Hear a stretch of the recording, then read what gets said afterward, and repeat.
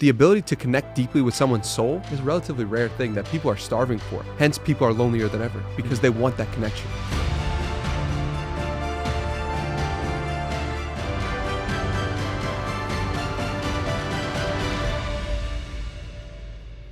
What's happening, guys? This is episode 2 of the Matt Choi Show. I'm really honored and super blessed.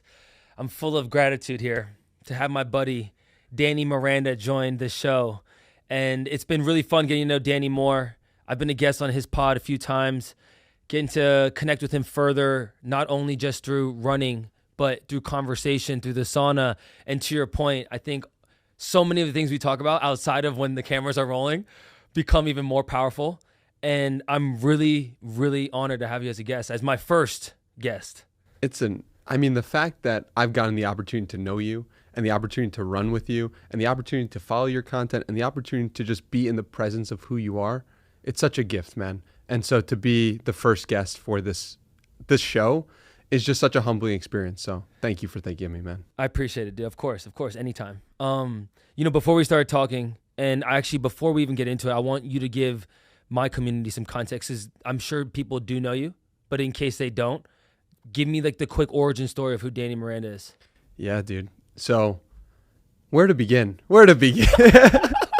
I would say that I am currently a 28-year-old guy living in Austin, Texas, who is probably known by most of my world through the podcast. And I've published over 400 episodes of my podcast featuring incredible people like yourself, Gary Vaynerchuk, Alex Ramosi, Andy Frisella.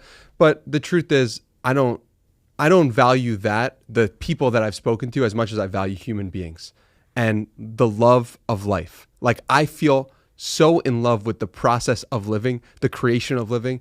And I am somebody who is constantly trying to explore more about myself so I can learn about how this whole reality works.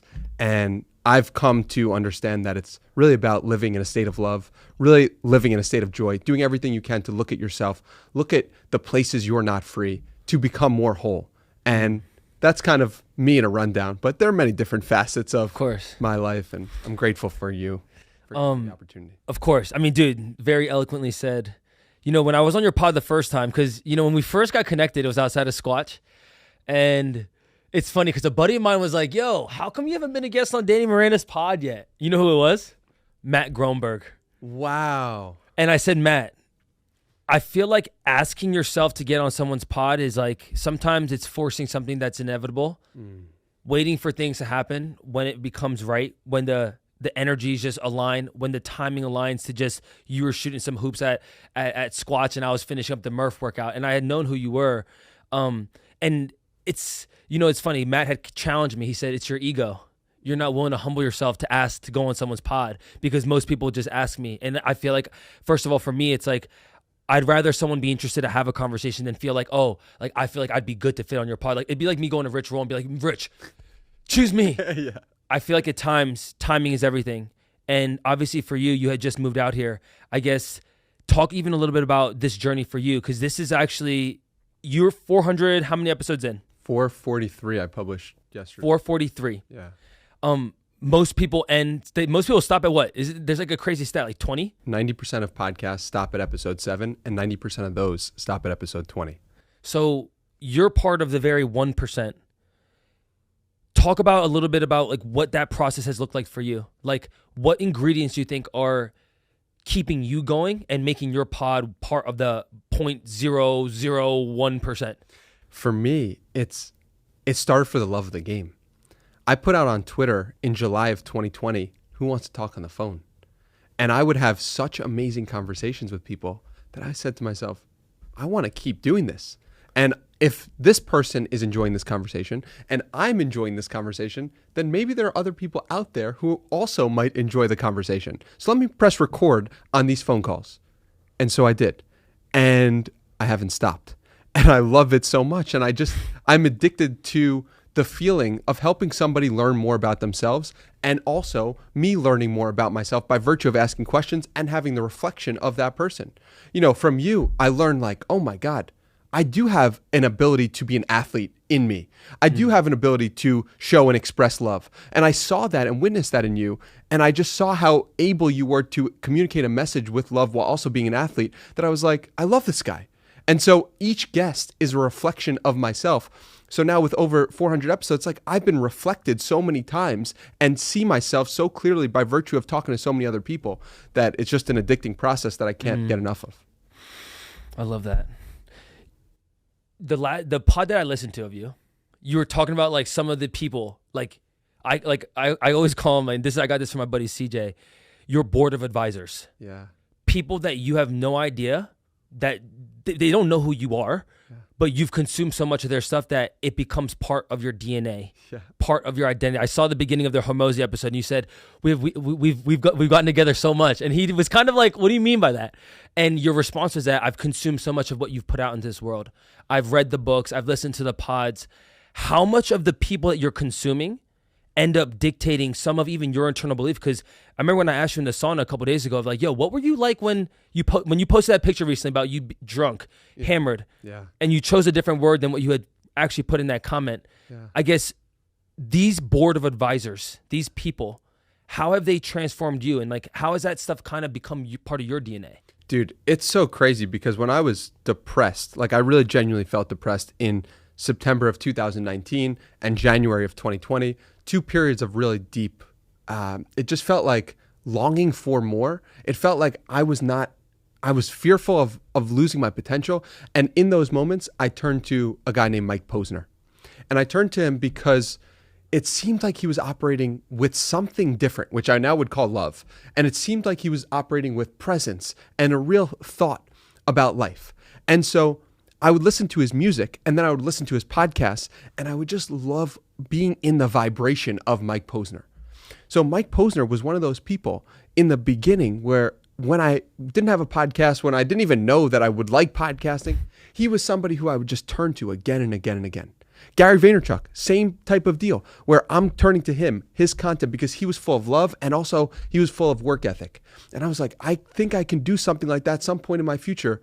And he represents those qualities that I would like to have more of in my own life.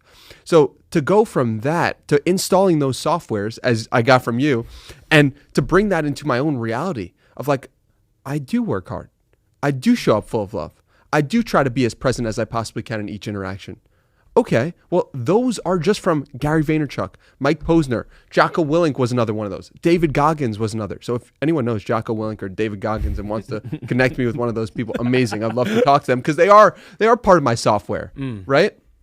And so I think that it's been a really cool process of understanding the people who I love, because really that's the gift. The gift is seeing the light in other people.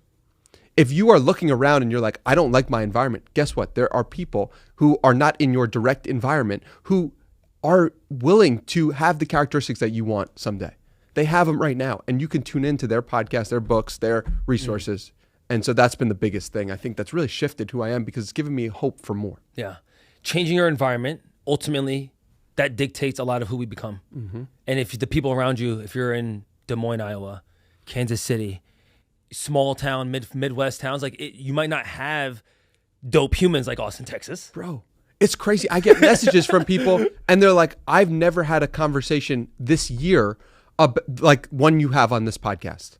And it makes me really not take for granted the beauty that we have of just being in the sauna and chatting up, and the beauty of just calling up a friend on the phone. Like, this is a rare thing. And it seems normal when you're in it, but the ability to connect deeply with someone's soul and the ability to have a soul level connection with people is a relatively rare thing that people are starving for. Hence, people are lonelier than ever. Hence, people are tuning into podcasts more than ever because they want that connection. When I think of you, I think of this thing that my mentor always tells me, which is called fluency. The ability to sit in different rooms and have empathy for someone else, for not just what their skill is, their trade or their whatever industry, but it could be for diversity. It could be getting along with people that look of all sorts. And a lot of people actually struggle with this. For you, this is now obviously through your 400 plus episodes, you've got to be in contact with very successful entrepreneurs, business owners, artists, X, Y, and Z, fill in the blank. But like, as a kid, young Danny, was he well liked? Was he a popular kid? Was he the class clown? Like, where did that ability to have empathy, to be kind, like having the fluency to sit with the jocks, but then sit with the nerds and then sit with the ceramics, the artistic, like that is something that not a lot of people can understand. And as someone that has been in those shoes of wearing a lot of hats, it's rare to see others that can actually connect with people across all platforms, across all demographics. Where did that come from? Yeah, I appreciate you saying that. And also, I just want to point out, if somebody can connect with more people and a wider spectrum of people, you're going to get more opportunities because your friend is going to invite you to things that they otherwise now are happy to invite you because they know you're good in any room and you're not going to make a fool of yourself, and you're going to add to that room because you're good with you. And so the truth is that I had a feeling that I was like that from a young age, but I didn't actually have that ability until I started to meditate. I was selfish. I was self-centered. It was about me, my story, my journey. And then I started to meditate and I was like, oh my God, these are just thoughts in my head and I am not my thoughts. And if I'm not my thoughts, then what am I really? And who are you? And what are your thoughts like? So really, it was meditation that allowed me the ability to be in any room. To be with a human means I'm with myself. If I'm with a human, I'm where I'm supposed to be. And so, yeah, man, it hasn't been something that's been obvious since I was a kid. I mean, there are examples that I could point to of being like, yeah, I was with this group, but the truth is, I didn't fully own that gift until I started to meditate. Meditation for you was a couple years ago. 4 years ago, September 2019, I started to meditate, which is, I'm going to have to start saying 5 years ago now. We're coming up 4.5. I mean, dude, no other habit has played such a critical role in my life. Talk about what that looks like in the beginning. In the beginning, it's 20 minutes with a kitchen timer, first thing upon waking up, outside of your bed, back straight up against a wall, and with a blanket over me. That was what the practice was for me. And what's like that first day? Like, it was 20 minutes of silence. Was it like you looking at the clock like, oh shit, it's only been 6 minutes? Like, yeah. What's going on internally though? Yeah. I mean, I could make up a story, but the truth is that I don't remember what it was like. Fair. But I know that it was very difficult to me to sit with nothingness. And I remember like checking the timer and being like, is this up? Is this up? But you do it for a week, you do it for 2 weeks, you do it for 5 weeks. It becomes the new normal. And I just remember all these crazy synchronicities start happening for me for the first time ever of that time in my life. And I was like, what is happening? And now I realize, or I believe, that meditation allows you the ability to see the connections between all things in a way that might always be happening, but you only become aware of when you start meditating. And so for me in the beginning, it was just sitting with my thoughts. And it was just looking at a friend who was more peaceful, more loving, more kind, more intelligent, more able to be with more things than I was. And I'd be like, he meditates. So like, if he does it, shout out Tej Dosa, the absolute man. If he does it, then it'll work for me, or I'll at least try it to see if it works for me or not. Fair. I'm a firm believer, and I think we've talked about this all the time, of being able to listen to something, being able to hear it, but then putting it into practice, putting the reps in, to then actually see what it does for you. That's obviously come into significant fruition for you. Year 4, almost 5 of meditating every single day. Yeah. You progressed 20 minutes in the morning and then the evening. Then that went to a 60-minute session. Yeah. Like that, we talked about progressive overload. We talked about running, which we'll talk about today too. Yeah. That progressive overload, what does that feel like going from 20 to 60 minutes? Dude. Like, have you just matured that much of a meditator, or like, what does that look like? Dude, I mean, I'm so happy you asked that specific question, because going from 20 minutes to 60 minutes was like an entirely different reality. And I started doing that 9 months after I started doing 20 minutes. I was like, 20 minutes is working. 20 minutes is making me feel peaceful and happy and kind and grateful for life, more so than I've ever been in the past. What would it look like to do 60? Because Naval Ravikant posted a 60-minute, 60-day meditation challenge on Joe Rogan. And so I listened to that. I was like, okay, let me try that. Dude, I start doing this, the 60-minute meditation. I instantly get hit with, in the first 7 days, I get hit with a situation in which a kid shoved me into a locker senior year of high school. And I just felt an overwhelming sense of forgiveness for myself, for him, for the situation and holding on to it for 7 years. And that's the reason why I started lifting weight. And that's why I was insecure. And I just felt such peace from that situation. And I felt like, wow, the only reason I got to this was because I meditated for longer. And this thought had been in my head the entire time. Like 7 years has been in the back of my head. Imagine like what thoughts we're all carrying around that are in the back of our head that we are holding on to in each conversation. That is part of the reason why we're not free in this moment. So that understanding gave me so much peace, and I uncovered more situations, and I became more comfortable with the present moment. Becoming comfortable with the present moment is really the thing that is the greatest gift to yourself and the world around you. For someone starting, Yeah. like, what would you recommend?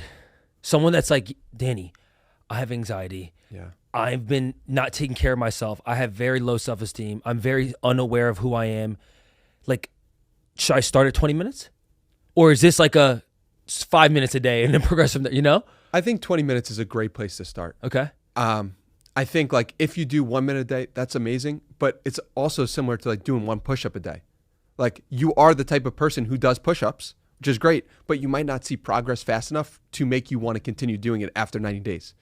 So I say 20 minutes is a great starting point. I mean, a lot of people are comfortable with 60 minutes of the gym, but they're not comfortable with 60 minutes of spending time with themselves. Like, it's crazy how like, I mean, it's literally just spending time with yourself. Like, reframe it in your head. It's not meditation. You're not trying to get anything from anyone you're not trying to become enlightened. You're not trying to clear your mind. You're literally just spending 60 minutes looking at your own thoughts. I mean, like, no, it's fair. It's fair. I think it's actually something I'm furthering leaning into. You know, why is that? No different than why I found true passion and discipline through running. I think a lot of those things are overlapping. And I think for me, I've instilled meditational practices in my routine, but it's not in the format of what you're saying of 20 minutes. Like I wake up in the morning, I do the Wim Hof, which is breath work and a form of meditation. And I do push-ups in between, but I'm thinking to myself, am I doing push-ups because that's like a masculine thing to do? Like I want to get a quick pump in before like I touch my phone. And like my typical morning routine doesn't touch my phone until I post the Daily Stoic, which is about 30 minutes from the point of me getting out of my bed. So the art of the 20 itself of just sitting there in silence instead of doing heavy breath work and then breath holds and then push-ups, which is like maybe distracting my own mind of like, maybe if I just sat here and did nothing versus filling up my calendar or even this practice with activity could showcase something different. What might come up, right? 100%. And that's so cool for you to recognize and witness where that tendency could be coming from. Because I certainly for a long time was unaware of I am lifting weights because I am using the anger from this situation to help transcend it, completely unaware of that. And listen, it's great to use your pain. And if you have pain, use it. Yeah. Like everyone's got pain. But the thing is, not everyone has love. And if everyone's got pain and not everyone has love, but love feels great and and comes from a great place and makes you freer, then why not? That's the real challenge. It's easy to live in your pain, to be upset with yourself, to use that pain and channel it to accomplish great things. That's easy. What's actually hard is doing all those things, but coming from love. What does self-love mean to you? Self-love means being in the present moment. Self-love means looking at the places you're not free and being open to experiencing why that might be the case. Why did I feel like I needed to make a certain amount of money? Why did I feel like living at home made me insecure? Why did I feel that I needed to date a certain number of women in college? Right? Like, look at that. Are you comfortable with that? Can you sit with that? And realize that that's not you. Just as you are not the you that is thinking right now, you are not in your thoughts. Like you are not the person you were 5 years ago, and you're not the person you're going to be 5 years from now. Like you're not that. So if you're not that, what are you? You are the conscious awareness that's watching the whole thing unfold. And so if you are the conscious awareness that's watching the whole thing unfold, why are you holding on so tightly to you wanting to get with girls in college, or you drinking, or being ashamed that you were drinking? Like, it's all good, baby. It's really all good. All is well. We all have insecurities. We all have things that held us back. We all have, but can you look at that? Self-love to me is looking at that. I think what I think about too is intrinsic motivation versus extrinsic. And I think even that, like, what are you saying to yourself in those moments of when you accomplish something or when you fail? To me, that's also like, when I think of self-love, it's like, how do I talk to myself in the good and the bad, right? And I think most of the world we live in, because of this, because of all this, we get validated from external people, from what our parents are saying of what success means, of what you're doing at this age or how much you're making at this age. Like, you've talked about being more intrinsically motivated, and that how meditation has kind of like further allowed you to lean into that. Before that, is this like a human nature thing? We've talked so much about like people love getting validated from others. Why do you think that? Because human beings, one, we're set up in that society to do that. Fair. Like, we've been taught that. But we come to this earth with feelings of inadequacy, of insufficiency, or insecurity. Like, you can have a dad who wants you to be an athlete, and you could say to yourself, dad wanted me to be an athlete, so I'm going to rebel against this. You could have a situation where your dad doesn't teach you sports, and you could be like, oh, I wish my dad taught me sports. Like, you will find problems with however you were raised, and that is your nature. Your nature is to feel like, I am inadequate for some reason. I'm insecure. It's like, dude, you could be inadequate or insecure about coming from a wealthy family. You could be inadequate or insecure from coming from a poor family. Like, you could feel the same way about a middle-class family. Oh, I wish I was great, or I wish I was like, dude, we will all just find these ways to feel less than. And transcending those limitations is self-love. Transcending those limitations allows you to come more from an intrinsic place, because you're not worried about what other people think. But guess what? We're all placed in this world looking and thinking about what other people are going to think. And so, yeah. Which I think, Danny, still, yeah, for you and I, even right now, like, neither of us are living to be hated by anyone. Absolutely. But it's not valuing someone else's opinion more than yourself. Absolutely. That piece I think is important to say, because at the end of the day, you and I can guarantee, and I can openly say that I don't ever want to walk out of here anywhere I go and be like, damn, like, that person hates me and I wonder why. But even if they do, they have every right to have their own opinion. It's not allowing yourself to value what they might think about who you are more than what you think about yourself. Because at the end of the day, you can't please everyone in this world. And I think it's important to understand that for people, it's like, you're not always going to be liked, and that's okay. But you can always love yourself. You can always like yourself and what you're doing and what you're achieving. Yes. And this comes to make it practical for the examples. It's like, okay, this might be like, if you're a guy and you're going to a girl and you're trying to get her number or trying to connect with her in some way, and then she rejects you, guess what?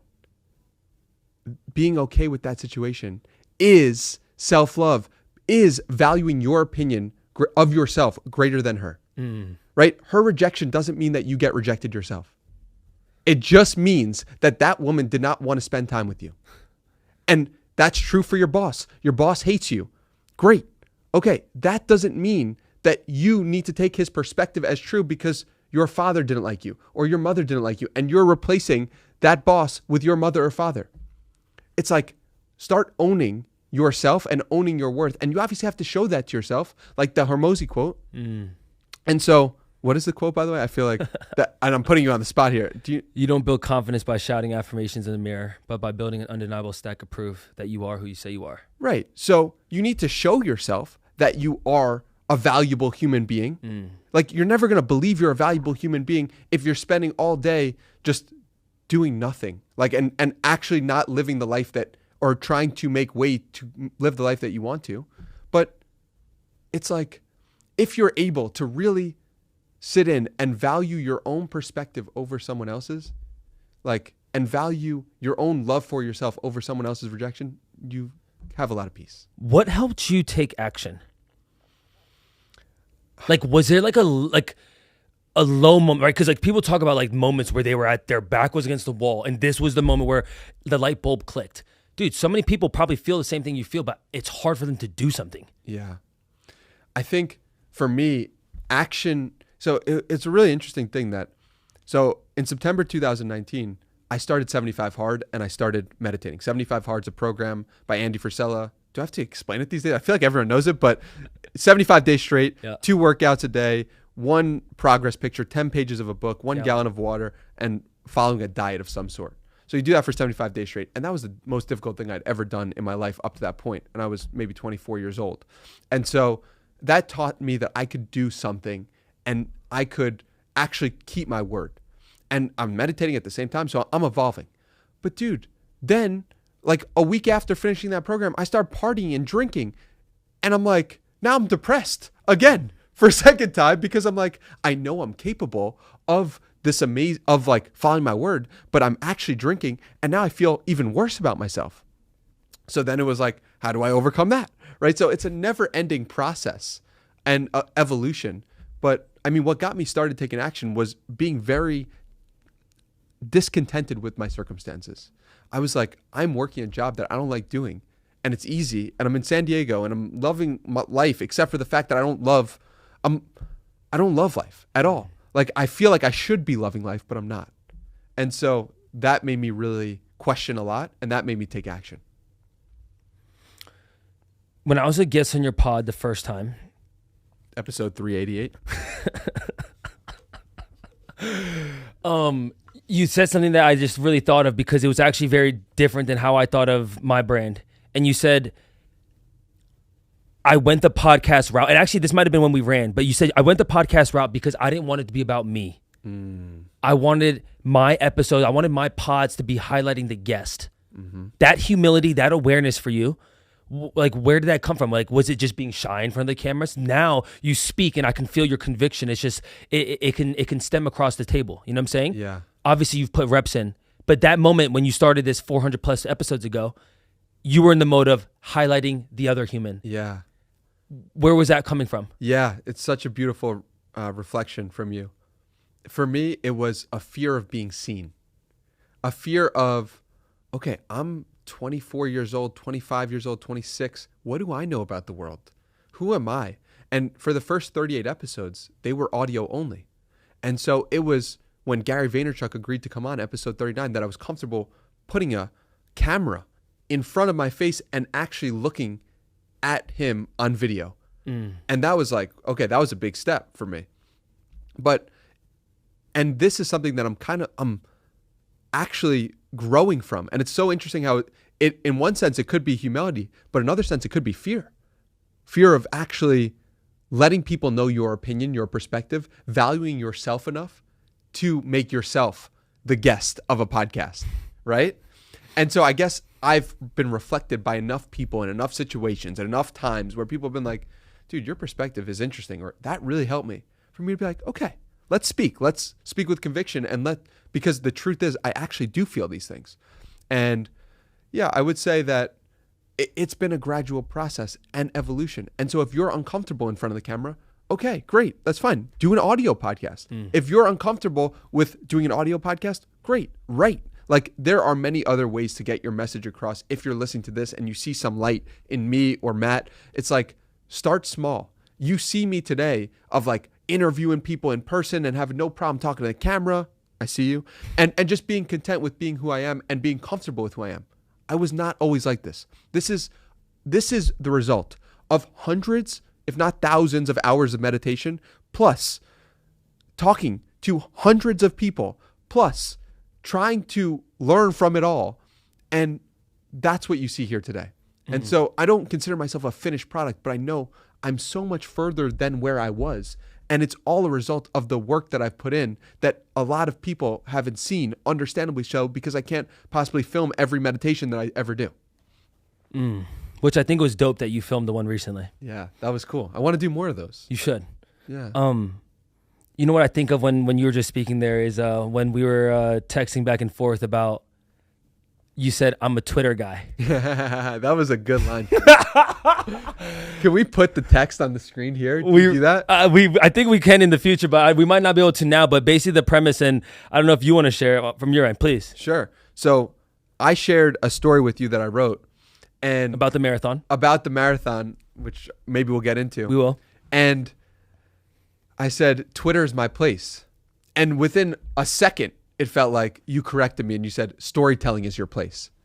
And this is such an important distinction that we can often make is you're not a podcaster. You are somebody who helps people experience themselves live, which my friend L. Beecher shared with me. And it was a similar moment of like, okay, you think you're X, but really that X is a representation of a skill that you have that's way bigger than X. And I think so often we trap ourselves. We put ourselves in these boxes because they're comfortable, and it's fun to play on Twitter. And Twitter's my place because I was started on Twitter when I was 13 years old, and I love Twitter today. And it's like, Twitter's my place.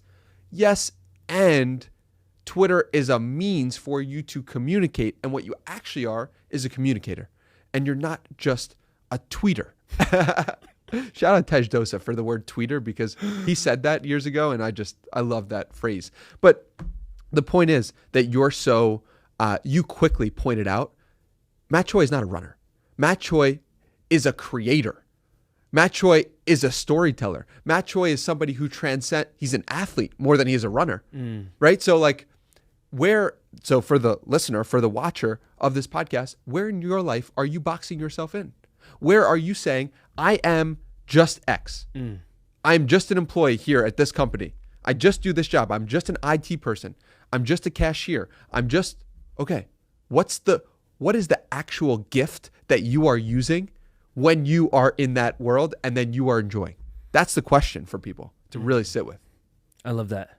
The only limits we have are the ones we believe in, whether it's you or society. Dude, and so often we place these limits on ourselves without even realizing. I didn't even realize when I say Twitter is my place that I'm putting a limit on myself. Hence, having a friend like you to reflect it back is so helpful because I would not have realized that on my own. So it's like, really sit with, look at your own language, look at the places you feel most comfortable and say like, how can I expand it? That's beautifully said. I think the words we speak matter, right? They're spells. What you say, you will manifest, you will believe. And even in that moment, as developed as you are, your ability to reflect on that, it was beautiful. We really got to put up the response of that text. Speaking on why that even happened, your journey in running. Obviously, a lot of my community, they're runners. They want to get into running in some form or fashion. And this is something that you've truly invested going into the latter part of 2023. You ended up finishing 2 marathons within 1 month, 30 calendar days. Speak to me a little bit about like what running has taught you or what you've learned from it so far. Dude, it's so amazing how we put running is right here and we talk about it. Everything that I talk about, running has developed and helped increase my own love for self, discipline, ability. It's given me new board of mentors and role models. It's given me more comfortability with self. It's expanded my own identity. Running has done all of that. And dude, I mean, oh man, I have such a love for running, like in the truest sense. I started running really because my friend Brett Ender called me.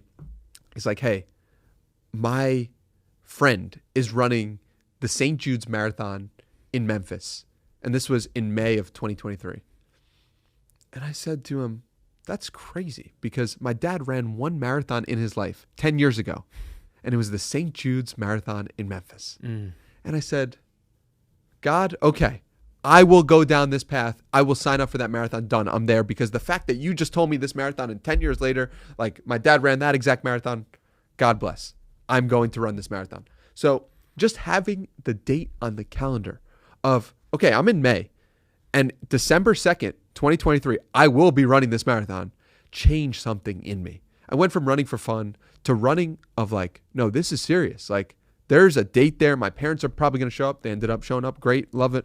I'm like, might write this with friends. I'm really going to take this experience in. And so that process, what I love so much was the process, was so much of the 99%? Was so much of connecting with other runners like Zach Bitter and Ken Rideout and yourself. And it's just like, I got the opportunity to speak to so many of the high level runners by virtue of having this podcast. And I was like, I love these people. I love their mindset. I love how they're open to ideas and all this stuff. And I just felt so blessed. And so it connected me further with my dad. It connected me further with my grandpa. It made me understand myself better. It gave me time to plan because I run without headphones. So it allows me to really think and get in my own head and plan things like I'm sure you've experienced as well. It's added so much to my life that now I can't imagine living without it. And it's really become part of me. And now I have a run club. Like, I started running 6 months ago and now I have a run club. Like, it's amazing. And so that's in my DNA as well. Cause my grandpa in 1970, 1980, he started a run club before Facebook, before Twitter, he's just like, let's go to the park with a couple friends. It grows to like 20 people. They meet every day. He's not doing it for like, it's just such a beautiful thing to experience. And so I say all that to say running is very much a part of me. It's increased every positive attribute of my life, except made me a little more sore, which now I have to stretch. So that's a benefit, and a little smaller as well. I've lost 10 pounds. So like those are the downsides, but the upsides far outweigh the downsides. And I'm so grateful for it. I love that. I believe in serendipity. I believe in leaning into the unknown, into things that you don't always have the answers to. And on December 30th, I texted you, marathon tomorrow, ? Walk the people through really quick, because just to give you guys context, like last year I told myself, and I said I was going to run a marathon a month, and I had just gone through a major trip in Korea running over around 300 miles over 10 days, and my body was somewhat broken, and I didn't know if I was going to run a marathon in December. And my buddy Rob Perez ended up running his 50th marathon on the 29th, which then gave me inspiration to say, you know what? What's one more? I texted you that. Walk people, like, what are you thinking? As someone who had just ran one 28 days before. Yeah. Dude, I was like, I'm not doing this. That was my first thought, and you can see the text to explain it if they're shown. I mean, I was just like, this kid is crazy. He gave me less than 24 hours to do something that in my head is on such a pedestal. In my head is reserved for elite athletes. I just ran one marathon. I'm not an elite athlete. This is like, you place the limitations on yourself. This is going to require, and I just read or finished The Surrender Experiment by Michael Singer, which, if any of what I've talked about today resonates with you, The Surrender Experiment by Michael Singer will really open up a new degree of love for life and freedom. And if you really take the lessons in that book and really apply, it's a memoir that describes his life of meditating in the woods to running WebMD and basically becoming a billionaire in the process. I don't know if he's actually a billionaire, but he did it all by meditating for an hour in the morning, an hour in the evening, and surrendering to the flow of life. That's the premise of the book, which is pretty powerful. So I finished reading the book. I get this text. I hear my monkey mind say, you're not doing this. This is such a dumb idea. You could get injured. You could get hurt. You have 14 miles on the agenda for this day. And then the deeper knowing inside of myself said, surrender. And so I did. I started to prepare my mind. I started to prepare my body. I started to think about, like, what is David Goggins thinking like the day before a marathon when he didn't know he was going to run a marathon? I started channeling, what is Jocko? Let me play some Jocko. It's like, okay, do I have my nutrition on point? What's the gels that I'm going to have? I mean, and then I locked in. I said, I'm going to do this. I'm absolutely going to do this. And because at first you said, Matt, I got 14 or 16 miles in me. Yeah. And then 30 minutes later you said, we're running the whole thing. Yeah.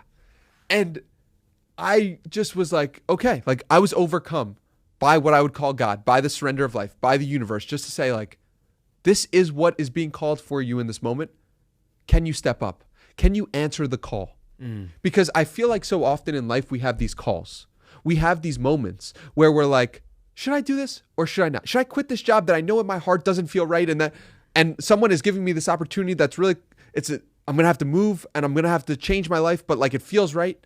And so much of my life, I felt like I didn't answer the call. And there have been moments where I have answered the call as well. But this was a call. This was a call saying, are you who you say you could be? Are you capable of doing this? Not a lot of people can do this. Can you do this? And I think actually a lot of people are capable of doing this. They don't realize that they have it within them. But I sat with that. I really did. And I said to myself, yeah, I am that guy. And then we went out and ran the marathon.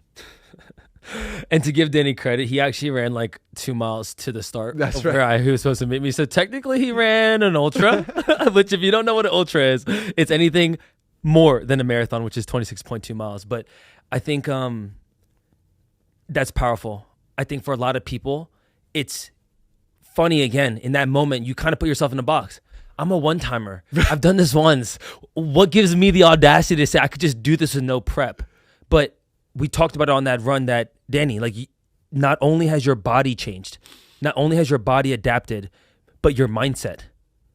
And it all starts internally of even that question you're asking yourself 10 hours before even starting. It's like, damn, what do I need to do? If I do say yes, what do I need to do to make sure I'm prepared? And sometimes you don't have all the answers. Maybe you didn't have gels on you. Maybe you had to figure that out as we go. And that's okay too. But for most people, we talked about it. It's the attempt. Mm-hmm. It's giving yourself a chance to even try it. And if you failed, if you stopped at 23, you'd look at yourself and say, I tried. I attempted this thing. I gave it my all. And maybe because 3 weeks ago I just ran a marathon that my body wasn't ready. But once again, you broke through that mental barrier. And then obviously the physical barrier carried you along the way as well. Dude, I was just so in awe of the power of running with someone and then running with a group.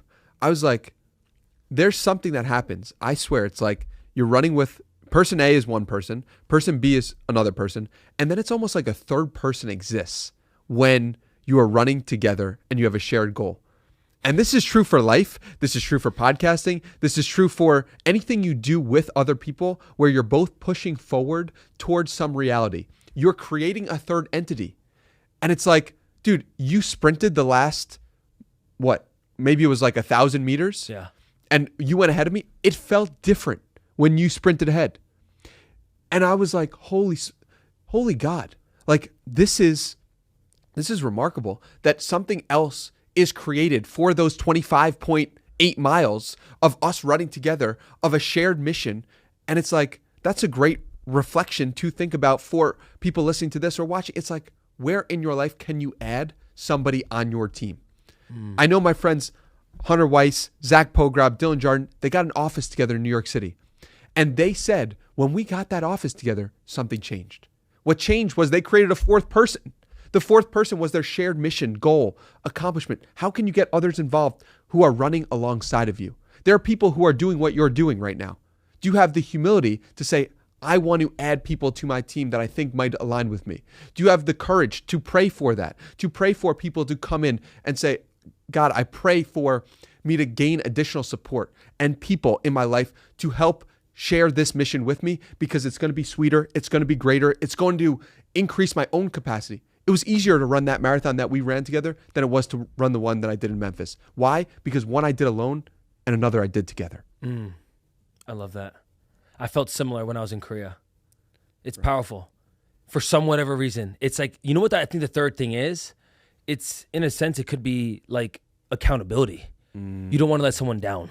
That's huge. In that moment when we were running, we only knew that the time we're stopping is if we're taking a piss or if we're stopping for fuel at the car. Yes. But the 10-mile loop when we're going around Lady Bird, it's like we're keeping each other accountable, saying like, yo, we're not going to stop. We're not walking. Like, if we need to slow down, that's one thing, but we're not going to stop. And I think to your point, even that little moment when I went ahead at the very end, it's like there is something there where when you have someone with you and you're suffering together, and there's like a response that happens in our brain about sharing trauma together with people, and it's why it brings military people together. My friend Jessica had said, she made a beautiful post about it. I can't remember it specifically, but suffering together in certain experiences help create more enlightenment. It creates more accountability. And that third thing, it could be that. It's like, yo, I didn't want to let you down. You don't want to let me down. It's like, yo, we're in this shit together. It's no option. You have no option if you're running with someone. And when you have no option, you turn off the part of your brain that says, I can stop. And that gives you space and freedom to explore the beauty of that experience and the pain of that experience, because there's no option to stop. The option to stop is if you physically can't move. And it's like, okay, but that's not happening. So we have to continue running no matter what. And so it really is a powerful thing. And I loved it. It was grateful. We talked about it. It was one of my favorite marathons of the year. Wow. Yeah. Truly. And you know, some of the races I've ran, it was truly a different one. I loved it, Danny, because there's no eyes, no one cheering, no one applauding. Yeah. Like, I live in a world now where, like, I go to the biggest majors in the world. I go to the biggest race in the world, and everyone's cheering you, and it's amazing. It's one of the most gratifying feeling that a piece of video can make someone elicit a response for them to really want to give you praise. Yeah. Equally, when we're running around Lady Bird, you know the path. You know what to expect. No one's really out there. It's cold in December, and it was beautiful. So I truly appreciate you saying yes and being open to surrendering. Dude, I mean, and the feeling that you get on January 1st. It's amazing, bro. First, I wasn't sore also. That was the craziest thing. I saunaed and ice bathed and stretched a lot because my first marathon, there was a lot of soreness. But the feeling I got on January 1st of like, I just did that? Like, yo, who am I? Like, what else am I capable of? What's next? Momentum. Right? And the feeling of like, I am way more powerful than I'm giving myself credit for in this moment, or that I was giving myself credit for on December 30th, and what opens up for me now. And so that was a really exciting realization. And I've just felt so accomplished to start the year, which just made me feel so incredible. So thank you for giving me that experience and giving me the option to, you appeal to the highest version of myself. And as a friend, do whatever you can to appeal to people's highest version. Treat people like the highest version of themselves that they don't even see. I try to do that with love and kindness in my own way. You did that with me in athletics, and I just appreciate it so much. So thank you. Feelings are mutual because you do that to me in different aspects as well. You know, last couple of things I have for you, Danny. You talked about how like so much of your journey has been these board of advisors, but there's something you said on a different pod where it was, and it's something I really relate with. It's being a student.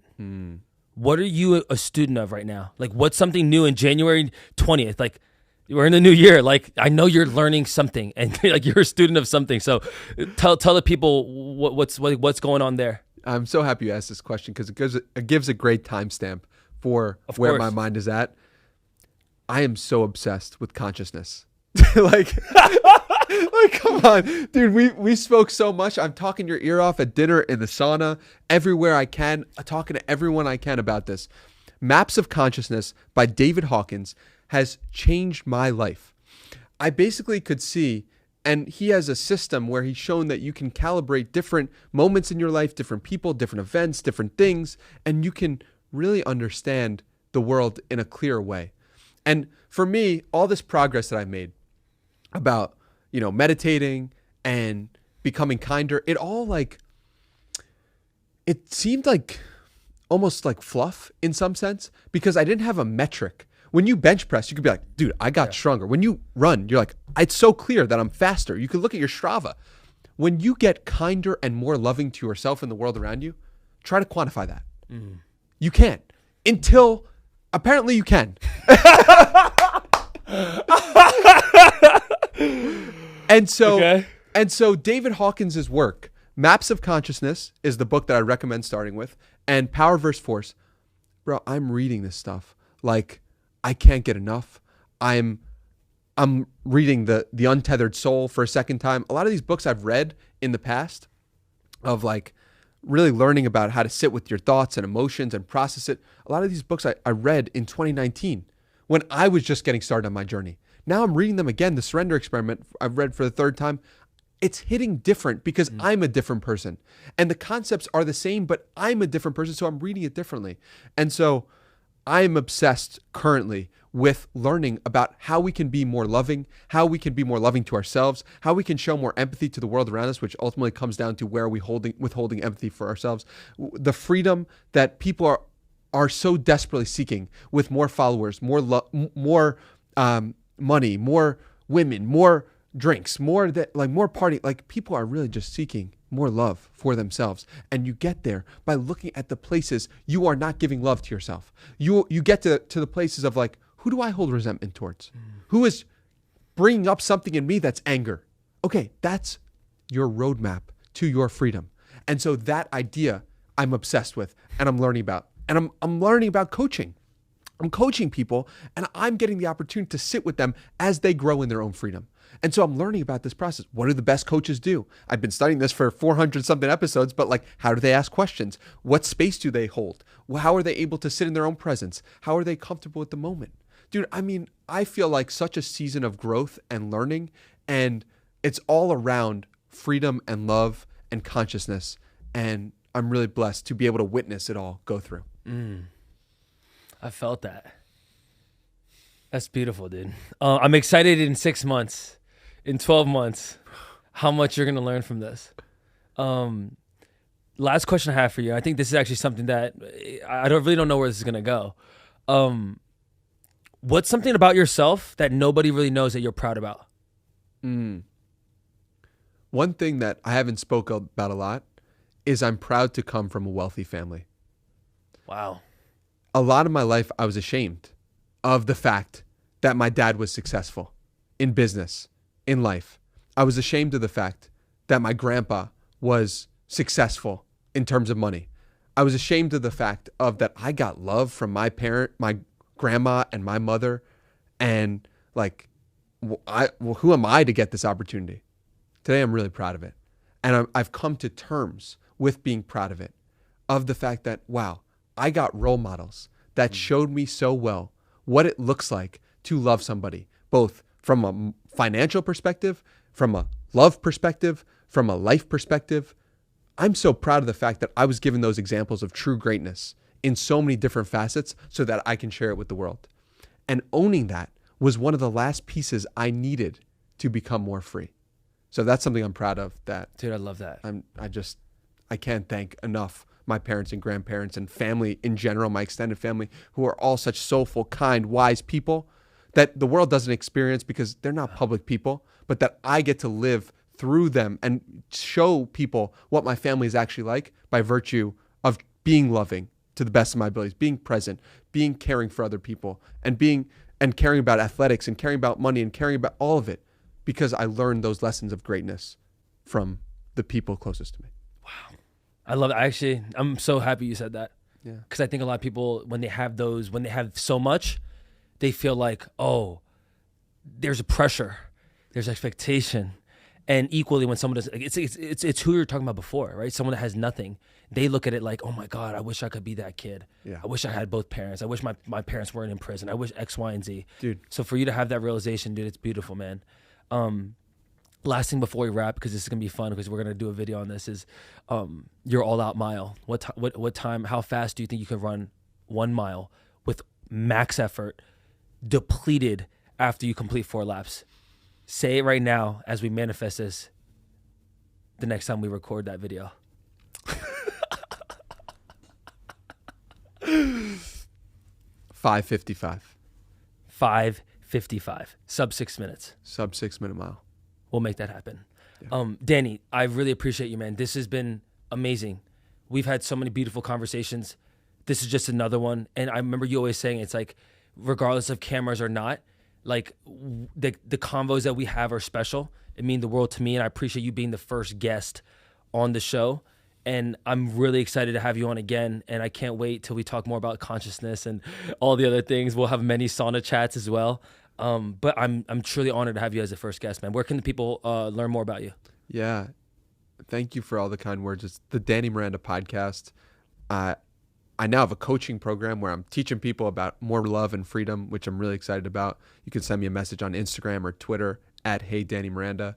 But dude, I also want to ask you, like, what is your intention? Where are you going with this podcast? And what inspired all this? Because this is so cool to see you entering into the realm that I've been living in for the past 4 years. But what's inspiring? You know, someone asked me this. My buddy Corey Hibben asked me this yesterday as well in the sauna. It's always in the sauna, dude. It's the best. And you got one now. You got a sauna. Look, you're always welcome. We're having a session at 4. My intention is this, Danny, is, you know, I actually had a podcast.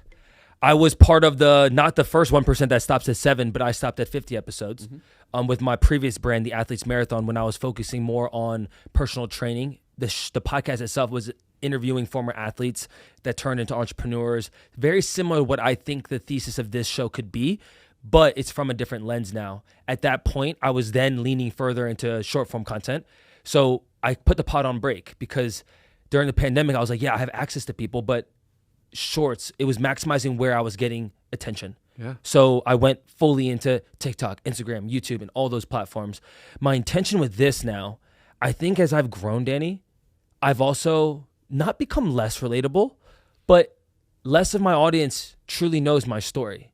People follow me now. They think I've been running my whole life. People follow me now. They think that I've just like marathons have just come easy to me and all these things. And people don't even know I played college football. Yeah. People don't even know that I used to run a personal training business and having an online practice and all those things. So it's not that I want to tell people what I've done in the past, but I think it's more giving people a different outlet and giving me an opportunity to engage with my community in a different format. So even these episodes, Danny, the first episode I recorded by myself because I don't want to just interview every single person, every guest, because I don't think that, and maybe it could be false because I'm going to look at the metrics, I'm going to look at the data and say, who's watching? Are they watching it when it's a 25-minute episode with Matt or an hour episode with Danny Miranda? And obviously, as we continue to build it, I think I'm willing to iterate it because I'm not attached to any one way when it starts. So my intent is to further connect with my community. An opportunity for me was like, I put on my Instagram, like, yo, what questions you guys have for me? Yeah. And I put a box and people started tons of responses. At the very end of the first episode, Danny, I just ripped them away. They're like, when did you start running? What ethnicity are you? All this it's like random stuff, but it's just it's a way to connect further, right? And for me, I've started realizing that so many of the clips when I go on people's pods perform so well because it is me talking instead of me just running shirtless. So for me, it's connecting with my audience further and giving myself putting myself outside of the box of, oh, he's just a runner on TikTok. He's just a shirtless runner with the sunglasses. And for me, it's also stepping out of my comfort because this has been a thought for a very long time. I'm very comfortable sitting in the seat that you're sitting in. 3 years ago, I had to sit in this seat where you have to use your 2 ears rather than the one mouth. And at times, Danny, it's harder because when you become so used to being in the guest, you want to talk. Yeah. And even in this moment, I'm talking the most I did all this whole hour, but it's good because I want people to allow their story to be talked about. And for me, it's obviously interviewing people I respect, interviewing people that I want to learn from, and no different than when I had those 50 episodes prior, it's utilizing your 2 ears instead of the one mouth. Yeah. And I think what's so beautiful about you doing this is you are such a deep guy. You have so much soul to you. You have so much wisdom. And if you just stumble across 3 clips of you running shirtless and you at marathon, you could feel it. I could feel it. But the average person, I would assume, is just like, this is a runner who like could be like a jock. He could be like, who knows what his actual depth of character is. And so I think this podcast is an amazing way, even if the downloads aren't where you want them to be or whatever. It's like the people who get it will connect with you at such a deep level. And I bet that people start commenting to you more about like the podcast that you listen to because those are the deeper connected. Those people are going to be deeper connected to you because you're sharing who you are. You're sharing your interests, your curiosity, your kindness, your love, your discipline in a much stronger way because there's just more time and space to do so. The last thing I was saying, we talked about it earlier about the thing my mentor always pushes me is fluency. As I've built my brand through running, Danny, like that's what people know me as, but it's not the box I allow myself to play in. So for me, to exact point, there's so many elements of who I am that most people don't even realize. And it's okay. Part of that is on my end. It's like the way that I'm communicating, the way that I'm marketing it. Yeah. And that's, I think, to your question of what's the intent, it's exactly that. It's showing a different version, a different side, but it is actually the side of who I actually am. It's just allowing and using this medium as the platform to do it. Period. I'm so excited for you. I think this is going to be an amazing journey for you, wherever it turns out. I'm so grateful to be your friend. So grateful. If you need anything, you know where to come. Any guests that I've had on, anything like that, just because like I think you're really going to make some waves with this because of who you are as an individual. So keep doing it, bro. I really appreciate it, bro. That is episode 2 of the Matt Choi Show. Danny Miranda. My dude. Legend. My guy. Legend, dude.